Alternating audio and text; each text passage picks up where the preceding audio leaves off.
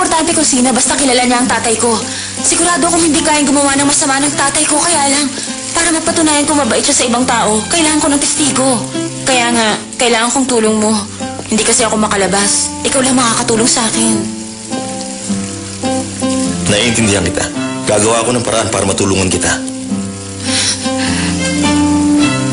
Lizelle, tapos mo na bang basahin yung libro na pinahiram ko sa'yo tungkol sa incense pouch ni Empress Myeongseong?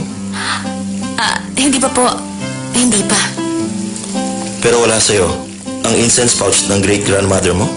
Wala po. Kung nasa akin, sasabihin ko sa inyo. Ang alam ko, nasa akin yun ng bata ako eh. Pero hindi ko na alam kung paano nawala. Hindi ko na alam kung ano nangyari dun. Ang incense pouch ang memory mo. Ang totoong nangyari sa tatay mo, aalamin natin lahat. Kaya nga, dahan-dahan lang tayo at mag-isip mabuti. Aayusin natin ito. Maraming salamat, Professor Nam.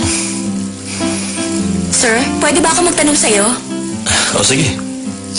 Alam mo kasi, masasarap ang mga pagkain dito. Pero wala akong kasabay kaya nalulungkot ako. Pwede bang dito ka na mag-dinner?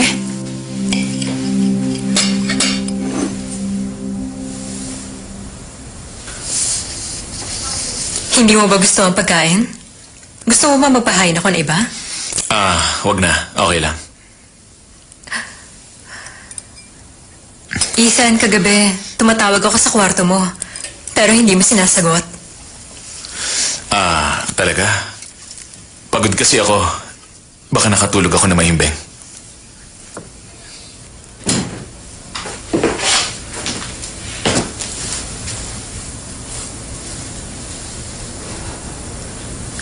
Professor Nam, doon na lang tayo sa kwarto. Baka hindi ka matunawan kung dito tayo. Hindi tama na nagpapapasok ng lalaki sa kwarto ang prinsesa. Dito na lang tayo kumain. Steak mo yan? Hindi ba? Steak ang paborito mo?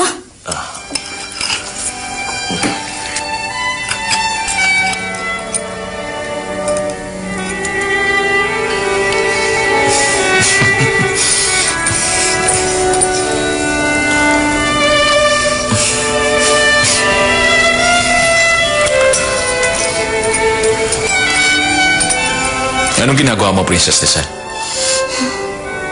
Ginagawang ano? Para kang kumakain ng sashimi eh. Masyadong maliliit ang cuts mo. Kasi ganito ang itinuro sa akin. Bakit pa pinakikailaman mo ko?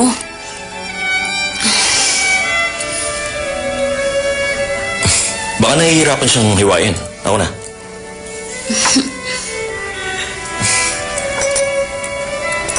Mukha yatang napaka-gentleman ni Professor Nam ngayon. Ginagawa mo ba yan kahit na-engage na ang babaeng kasama mo sa pagkain? Matulungin lang talaga ako. Pakikiwa din ito. Mukhang expert ka kasi sa paghiwa ng steak. Eksakto pa ang laki. Ipaghiwa mo rin ako. Ay, nakita mo na, sir? Ito ang dahilan. Kaya nasabi ko kanina na doon na lang tayo kumain sa kwarto. Isasuggest ko na pagkakain ng prinsesa, mas maganda kung mas malapit sa banyo. Ano? Kumakain tayo tapos nagbabanggit ka ng banyo? Na-jobs lang ako noon dahil...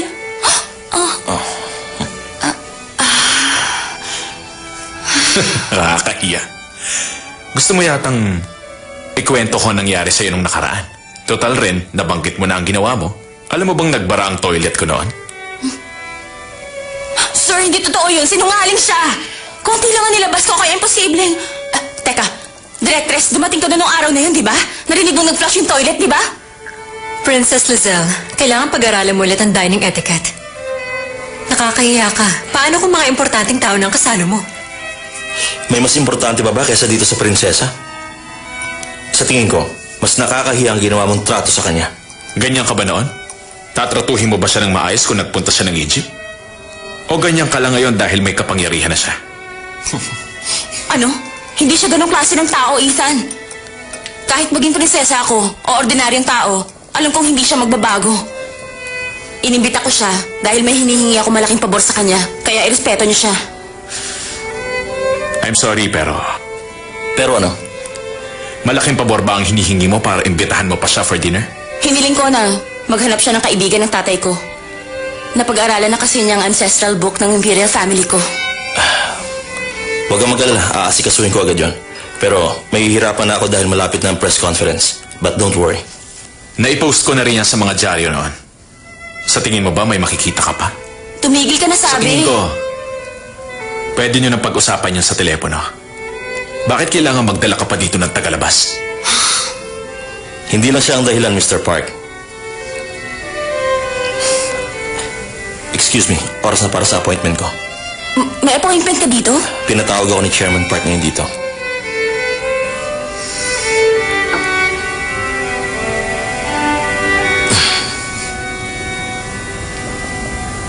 May nabanggit bang kahit na ano sa iyong kamahalan?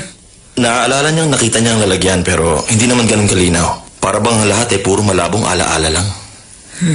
Medyo mahirap yan. Sandali. Bakit hindi na lang kayo mismo magtanong ng personal sa kanya? Dahil hindi ko maaaring pagkatiwalaan ang sagot ng prinsesa. Sa madaling salita, alam kong walang tiwala sa akin ng prinsesa kaya hindi siya magtatapat. Sinasabi niyang wala sa kanya ang pouch. Maaaring natatakot lang siyang sabihin sa akin o kaya naman talagang hindi niya naalala. Malaki rin ang posibilidad na nawala niya. Kaya naman, kailangan nating malaman kung nakanino yun ngayon. Gusto ko talagang mahanap ang incense pouch na ito ng Empress. Ipakita mo yun sa financial group at sa Imperial family. Balang araw, pag nalaman ng mga tao na wala sa prinsesa ang pouch, baka magkaroon tayo ng problema. Isang bagay pa pala. Inaasahan kong pananatilihin mong isang malaking sikreto ang lahat ng pinag-uusapan natin. Sir, kung papayag po kayo, maaari po ba akong humingi ng pabor? Yun po sanang pag-uusap natin ngayon at lahat ng pinag-usapan natin tungkol sa pouch, maaari po bang ilihim din natin yun? Lalong-lalo na kay Directress Margao. Ayoko pong malaman niya. Makakaasa ka.